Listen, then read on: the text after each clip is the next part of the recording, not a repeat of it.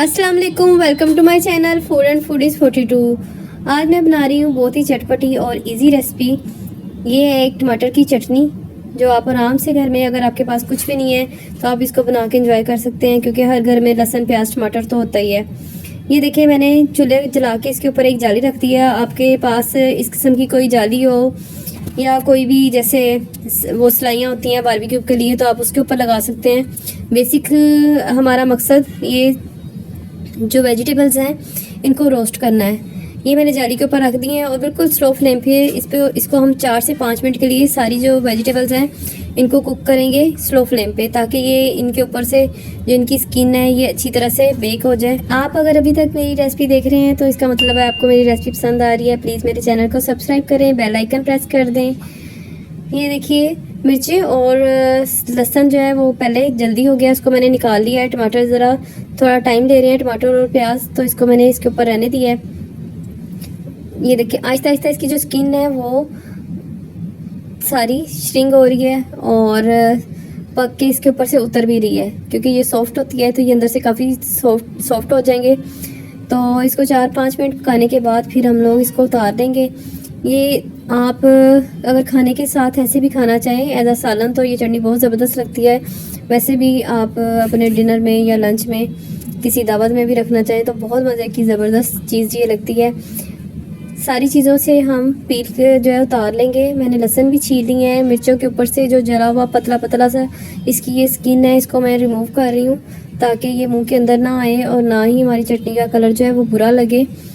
तो इनको मैंने सबको साफ़ कर लेना है जहाँ से वो जला हुआ पीस है। और प्याज का भी छिलका उतारेंगे जी, आराम से सारा ऊपर से उतर जाएगा। ये देखिए, टमाटर भी जो है काफ़ी ज़्यादा तो इसके ऊपर से उतर चुका है, बाकी भी बहुत आराम से उतर रहा है। तो इसको हम साफ़ कर लेंगे। ये जितना मैंने बनाया है ये छोटे टमाटर हैं 3, ये 2 लोगों की सर्विंग के लिए काफ़ी रहेंगे। तो आप अपने हिसाब से इसको ज़्यादा कर सकते हैं। ये मैं सिर्फ 2 लोगों की सर्विंग बता रही हूँ। ये एक बाउल बनेगा छोटा। तो प्याज मैंने छोटा ही लिया था अपने लिहाज से। तो 4 इसमें ये लहसुन के जवे हैं, इनको मैं अच्छी तरह से चॉप कर लूँगी। आप यहाँ पे इसको, हमारे पास जो घरों में आम एक सिलबट्टा होता है या वो एक कुंडी डंडा होता है, उसके साथ भी आप पीस सकते हैं, लेकिन मैं इसको चॉप कर रही हूँ। मुझे चॉप किए हुए की ज़्यादा पसंद है, ताकि इसके अंदर थोड़े थोड़े से चंक्स रहें मुख्तलिफ फ्लेवर्स के। तो ये आपकी मर्ज़ी, आप इसको ब्लेंड भी कर सकते हैं, चॉप भी कर सकते हैं और इसको कूट भी सकते हैं, जैसे आप चाहें वैसे कर लें। मैंने इसको अच्छी तरह से चॉप कर लिया है। सारी सब्जियां जो हैं वो मैं 1 बाय 1 करके अच्छी तरह चॉप कर रही हूँ। ये जब हम इसको बेक कर लेते हैं तो इसका फ्लेवर बहुत ज़बरदस्त हो जाता है। इसका बिल्कुल नया टेस्ट आपको फील होगा, आप बना के देखिएगा। ये देखिए, छोटी छोटी मैंने सारी चीज़ें चॉप कर ली हैं। बिल्कुल भी मुश्किल नहीं है, आप ज़्यादा से ज़्यादा इसको 8 से 10 मिनट में इसको तैयार कर सकते हैं। सारी चीज़ें मैंने अब मिक्स कर ली हैं। इसमें अब थोड़े से स्पाइसेस इस्तेमाल करेंगे। काला नमक डाला है मैंने इसमें 1/4 टीस्पून। ये आप अपने पास ज़रूर डाल सकते हैं। मेरे पास थोड़ी सी चटनी थी, अगर आपके पास चटनी नहीं है तो आप पुदीना और धनिया इस तरह से कटा हुआ भी डाल सकते हैं। थोड़ा सा नमक डाला है और 1 टेबलस्पून इसमें सरसों का ऑयल। सरसों का ऑयल जो है इसमें बहुत ही डिफरेंट फ्लेवर लाता है। अगर आपको नहीं पसंद तो आप इसमें ऑलिव ऑयल डाल सकते हैं या फिर मत डालें। हाफ लीमू डाला है, लीमू जिनको खट्टा पसंद है वो ज़रूर डालें, बहुत ज़बरदस्त लगता है। और 1 चम्मच शक्कर का।